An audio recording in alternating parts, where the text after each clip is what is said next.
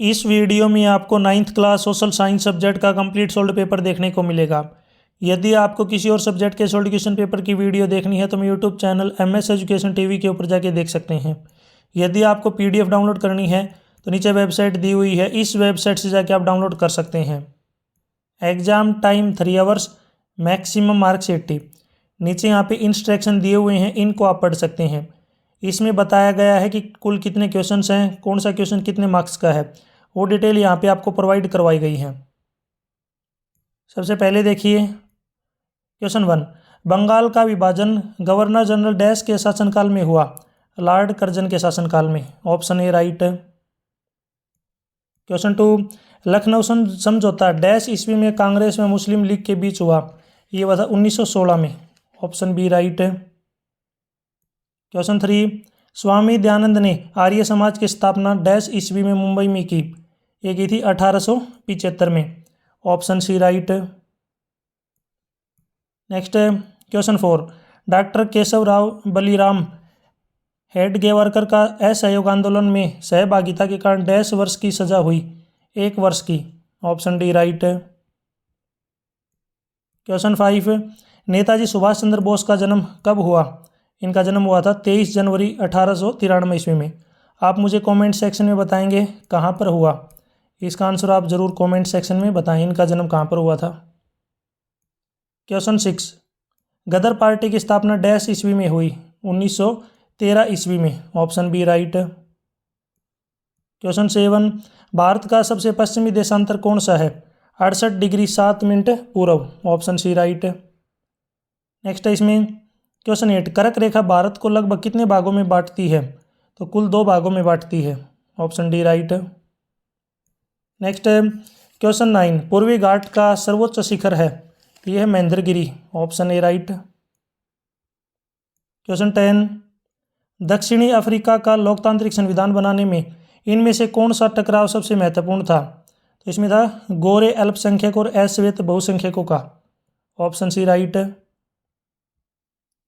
Question 11, लोकतांत्रिक संविधान में इनमें से कौन सा प्रावधान नहीं रहता? तो इनमें से शासन प्रमुख का नाम। Option B right. क्वेश्चन 12, भारतीय संविधान लिखने वाली सभा में डैश सदस्य थे? तो इसमें 299 सदस्य थे। क्वेश्चन 13, इनमें से कौन सी स्वतंत्रता भारतीय नागरिकों को नहीं है? तो इसमें सशस्त्र विद्रोह में भाग लेने की स्वतंत्रता। क्वेश्चन 14, भारतीय संविधान इनमें से कौन सा अधिकार देता है? तो भारतीय संविधान देता है अपनी संस्कृति की रक्षा का अधिकार। Option C right.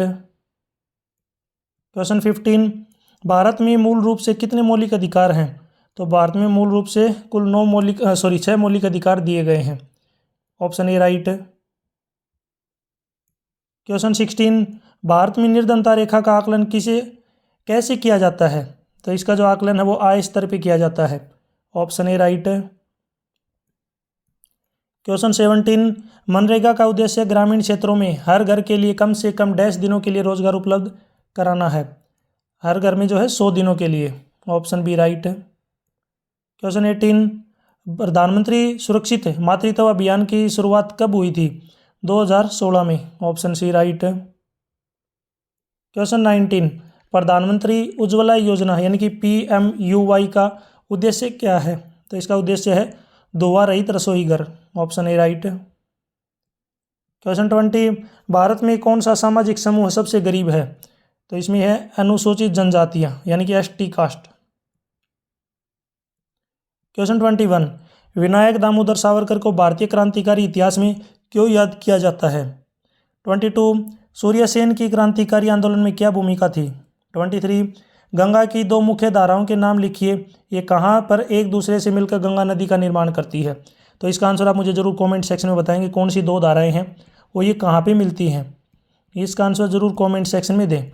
और यदि आपको इसका कंप्लीट सॉल्यूशन देखना है तो मेरे यूट्यूब चैनल के ऊपर वीडियो मिल जाएगी, या फिर यहाँ पे नीचे वेबसाइट दी हुई है, इस वेबसाइट पे जाके आप जो इसका कंप्लीट सॉल्यूशन देख सकते हैं। 24, नदी की 4 विभिन्न अवस्थाओं के नाम लिखिए। 25, प्रधानमंत्री के अधिकारों को लिखिए। 26, लोकतंत्र में अधिकारों की क्या महत्व है? 27, आर्थिक एवं गैर आर्थिक क्रियाओं में क्या अंतर है? क्वेश्चन 28, शिक्षित बेरोजगारी भारत के लिए एक विशेष समस्या क्यों है। नेक्स्ट है केस स्टडी। क्वेश्चन 29, 30, 31 और 32 ये केस स्टडी क्वेश्चन दिए गए हैं। तो इसमें पहला है 29, इसको आप पढ़ लीजिए। इससे रिलेटेड नीचे जो क्वेश्चन पूछे गए हैं उनके आंसर आपको देने हैं। तो इसमें पहला प्रश्न पूछा गया है, आर्य समाज किसका विरोध करता है। तो देखिए यहाँ पे ऊपर अगर आप चलेंगे तो यहाँ पे आपको देखने को मिलेगा आर्य समाज अंधविश्वासों व कर्मकांडों का विरोध करता है। तो यहाँ तक जो है फर्स्ट क्वेश्चन का आंसर रहेगा अंधविश्वासों व कर्मकांडों का विरोध। क्वेश्चन 2, स्वामी दयानंद सरस्वती के गुरु का नाम क्या था। तो यहाँ पे आप देखिए ऊपर है, इनके गुरु का नाम था गुरु विरजानंद। ये सेकंड क्वेश्चन का आंसर रहेगा, जो सेकंड पार्ट है उसका आंसर। थर्ड पार्ट है, स्वामी दयानंद ने विद्वानों को किस महत्व को समझाया। तो इसमें समझाया था, लास्ट में देखिए यहाँ पे दिया गया है वेदों के महत्व को। यह आंसर रहेगा थर्ड पार्ट का, वेदों का महत्व। क्वेश्चन 30 में भी देखिए केस स्टडी क्वेश्चन है, इसको आपको पढ़ना है और इससे रिलेटेड जो क्वेश्चन पूछे गए हैं उनके आंसर आपको देने हैं। तो एक बार अच्छे से आप इसको पढ़ लीजिए। इससे रिलेटेड पहला क्वेश्चन है, पूर्वी घाट का विस्तार कहाँ तक है। ऊपर चलते हैं, यहाँ पे आपको इसका आंसर देखने को मिलेगा। पूर्वी घाट का जो है ये है विस्तार महानदी घाटी से दक्षिण में नीलगिरी तक। ये कंप्लीट आपको लिखना है, ये फर्स्ट पार्ट का आंसर है, महानदी घाटी से दक्षिण में नीलगिरी तक। सेकंड पार्ट है, पश्चिमी घाट में किस प्रकार की वर्षा होती है। तो इसमें देखिए ऊपर आपको देखने को मिलेगा पश्चिमी घाट में, यहाँ पे पश्चिमी घाट में पर्वतीय वर्षा होती है, या कंप्लीट भी आप लिख सकते हैं या शॉर्ट में आप पर्वतीय वर्षा लिख सकते हैं। ये सेकंड पार्ट का आंसर है। थर्ड है, डोडा बेटा शिखर कौन से घाट पे में स्थित है। तो डोडा बेटा यहाँ पे आपको देखने को मिलेगा, यहाँ पे डोडा बेटा, ये पूरा जब पैसेज पढ़ेंगे, ये लाइन पढ़ेंगे तो यहाँ पे आपको देखने को मिलेगा पश्चिमी घाट, इसी में जो है डोडा बेटा का जिक्र किया गया है, डिस्कस किया गया है। तो ये थर्ड का आंसर रहेगा पश्चिमी घाट। 31 ये भी आपका केस स्टडी क्वेश्चन है, इसको आपको पढ़ना है और इससे रिलेटेड जो क्वेश्चन पूछे गए हैं उनके आंसर आपको देने हैं। तो इसमें फर्स्ट क्वेश्चन है, केंद्र व राज्य सरकारों के बीच विवाद की सुनवाई कौन करता है। ऊपर चलते हैं, यहाँ पे आपको देखने को मिलेगा केंद्र और राज्यों के बीच जो सुनवाई है ये करता है सर्वोच्च न्यायालय। इसका जो राइट आंसर रहेगा सर्वोच्च न्यायालय, ये फर्स्ट क्वेश्चन का आंसर है। नेक्स्ट है सेकंड, राज्यों का सबसे बड़ा न्यायालय कौन सा होता है। तो राज्यों का जो सबसे बड़ा न्यायालय है यह है उच्च न्यायालय, उच्च न्यायालय। ये सेकंड क्वेश्चन का आंसर रहेगा, इनके सेकंड पार्ट का आंसर है। थर्ड है, न्यायपालिका किसे कहते हैं। तो न्यायपालिका किसे कहते हैं, देश के विभिन्न स्तरों पर मौजूद अदालतों के सामूहिक समूह से न्यायपालिका कहा जाता है। तो ये जो है कंप्लीट है, ये अपना थर्ड पार्ट का आंसर रहेगा।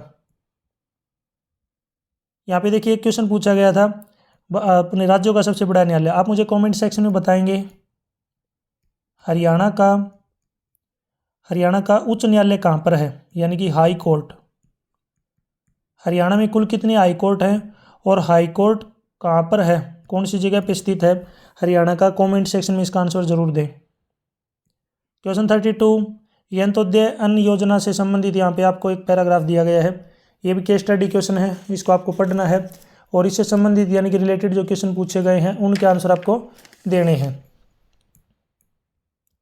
तो इसको पढ़ लीजिए। पहला क्वेश्चन है, अंत्योदय अन्न योजना में पात्र परिवारों को कितने रुपए प्रति किलोग्राम की दर से गेहूं उपलब्ध करवाया जाता है।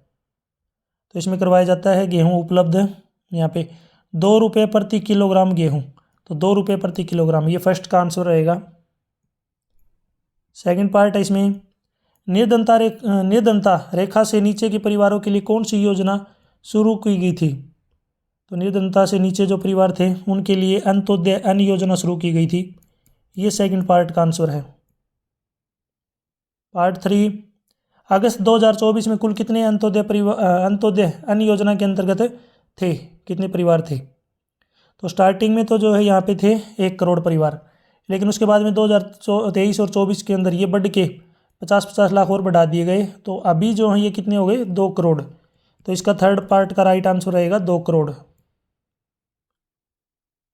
क्वेश्चन 33, गांधी जी के आंदोलनों में स्वदेशी के महत्व पर विचार कीजिए। 34 भारतीय मरुस्थल का वर्णन कीजिए। 35 भारतीय न्यायपालिका का वर्णन कीजिए। 36 गाँव में और अधिक गैर कृषि उत्पादन प्रारंभ करने के लिए क्या किया जा सकता है। 37 चौधरी छोटू राम को किसानों का मसीहा क्यों कहा जाता है। इसी के ओर में रोहनात में क्रांति का वर्णन करें। 38 शीत ऋतु की अवस्था एवं उसकी विशेषताएं बताइए। और इसी के अथवा में है भारत में होने वाले मानसूनी वर्षा के प्रभाव एवं विशेषताएं बताइए। क्वेश्चन 39 भारत में चुनाव आयोग को कौन कौन से अधिकार प्राप्त हैं। इसी के अथवा में भारत में चुनाव क्यों लोकतांत्रिक है। क्वेश्चन 40 ये आपका भारत के रूपरेखा मानचित्र पर निम्नलिखित स्थानों को दर्शाइए। तो इनको आपको मैप में शो करना है। फर्स्ट है क्रांतिकारी आंदोलन केंद्र काकोरी ये जो है यूपी में यानी उत्तर प्रदेश, इनको आपको मैप में दिखाना है। सेकंड है नेताजी सुभाष चंद्र बोस का जन्म स्थान कटक, ये कहाँ है, ये ओडिशा राज्य में है, ओडिशा में। थर्ड दिया गया इसमें मालाबार तट, ये मालाबार तट आपको कमेंट सेक्शन में बताना है, ये मैंने आपके लिए छोड़ा है, ये कहाँ पर है कमेंट सेक्शन में इसका आंसर जरूर दें। फोर्थ है कॉर्बेट नेशनल पार्क, ये उत्तराखंड में है, उत्तराखंड। नेक्स्ट है फिफ्थ सरिस्का वन्य प्राणी अभ्यारण्य, ये अलवर राजस्थान में है, अलवर राजस्थान। यहाँ तक वीडियो अपनी कंप्लीट हो चुकी है। वीडियो अच्छी लगी तो उसको लाइक करें, अपने दोस्तों के साथ जरूर शेयर करें। और भी वीडियो देखनी है तो मैं YouTube channel MS education TV के ऊपर जाके देख सकते हैं। और ये जो मैप है इसका कंप्लीट अगर आपको सॉल्यूशन देखना है तो मेरी जो वेबसाइट है उस पर आपको इसका सॉल्यूशन देखने को मिलेगा। यदि आप मेरे से कॉन्टैक्ट करना चाहते हैं तो सोशल मीडिया का लिंक आपको इसी वीडियो के डिस्क्रिप्शन में मिल जाएगा, वहाँ से आप मेरे से कॉन्टैक्ट कर सकते हैं। Thanks for watching.